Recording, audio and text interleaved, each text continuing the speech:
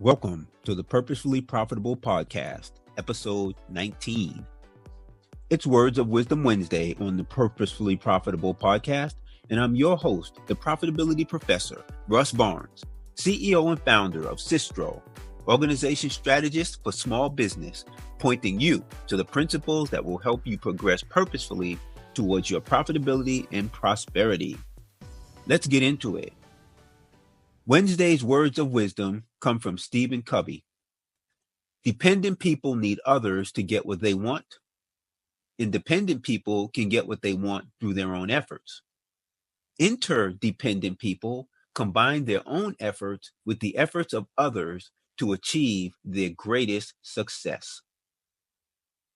Throughout this podcast series, we've addressed personal development in terms of value to a customer, communication, both internal and external to an organization, and leadership.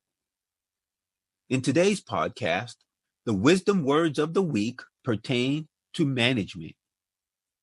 The debate rages hot regarding which is more important, leadership or management.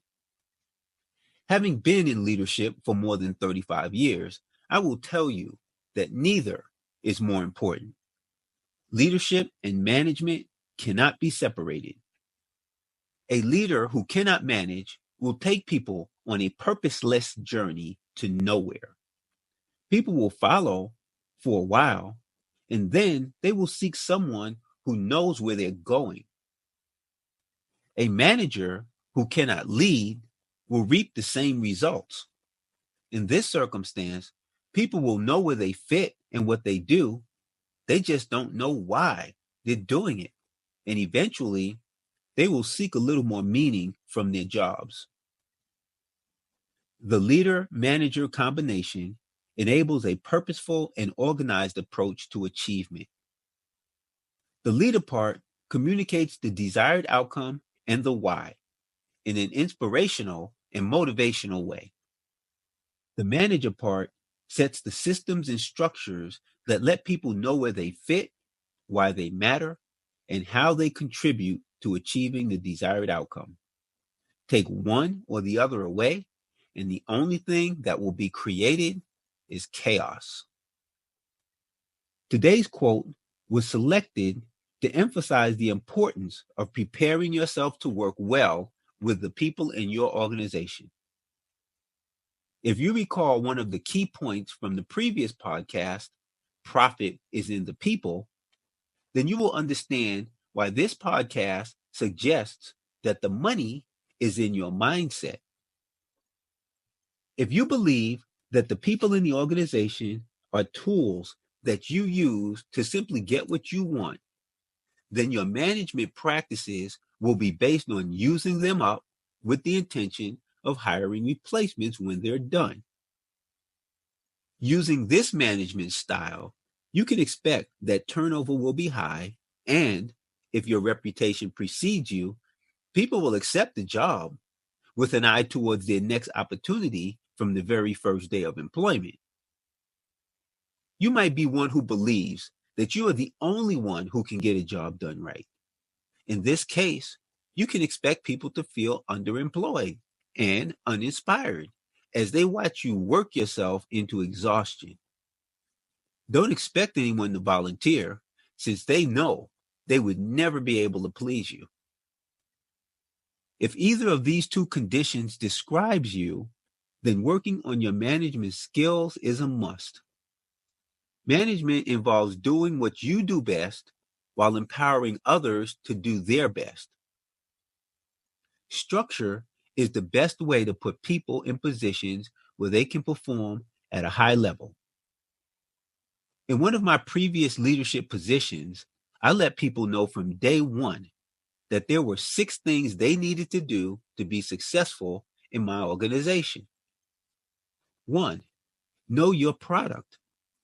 Since our work was in the information management industry, the product was their specialized knowledge and ability to communicate in both verbal and written form.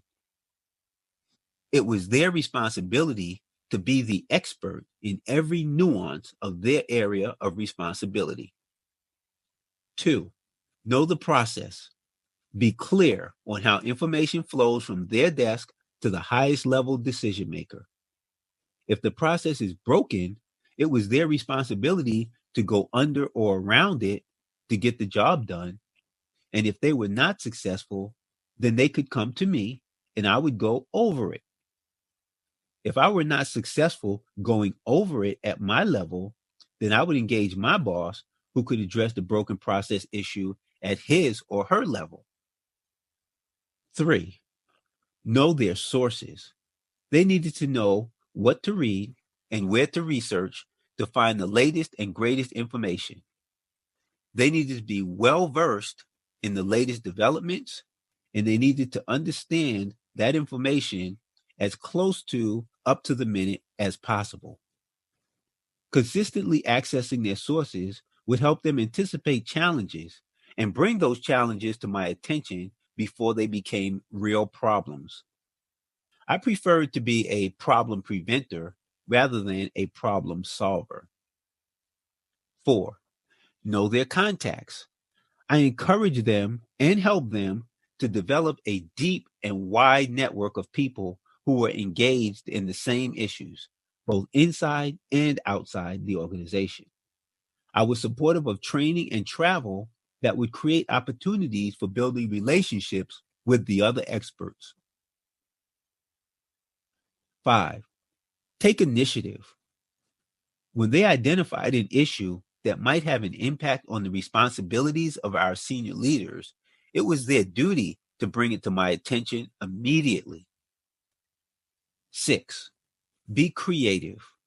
Bring potential solutions to the pending problem.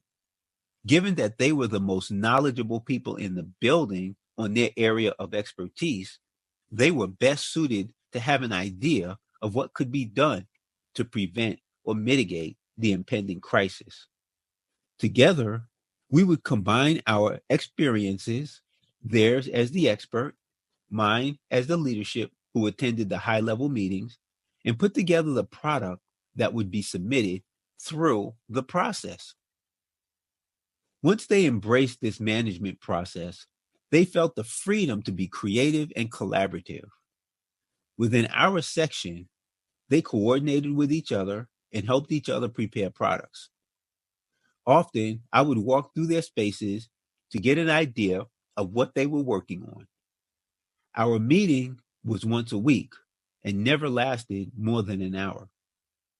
This management system made my job easy because when a task or project did come to us from the higher level, I knew immediately who, in my office, had the expertise. And that person was happy to take the task because he or she knew that no one could do a better job. My leadership came into play in understanding the vision and mission of the higher level leaders and making sure that our mission and vision was aligned with theirs, as well as being aligned with other offices in the organization. I needed to make tough decisions when things didn't go as planned, and I needed to make sure that the people in my office had the resources they needed to get their work done. The author of this week's quote, Stephen Covey, is the author of the best-selling book, The 7 Habits of Highly Successful People, which has sold more than 25 million copies since its publication in 1989. Here are today's key points in summary. 1. Today's quote from Steve Covey. Dependent people need others to get what they want. Independent people can get what they want through their own efforts. Interdependent people combine their own efforts with the efforts of others to achieve their greatest success. 2. Leadership and management are inseparable. 3. Structure is the way to put people in positions where they can perform at their best. 4. Build a management system that works for you. 5. Set up an environment that facilitates initiative and creativity for you and for your team. This has been Words of Wisdom Wednesday with your host, the Profitability Professor, Russ Barnes. Tune in tomorrow for Teach Yourself Thursday, where we talk about a book that will help you to become a profitable business owner. If you have questions or feedback, please forward them to russ@systro.org.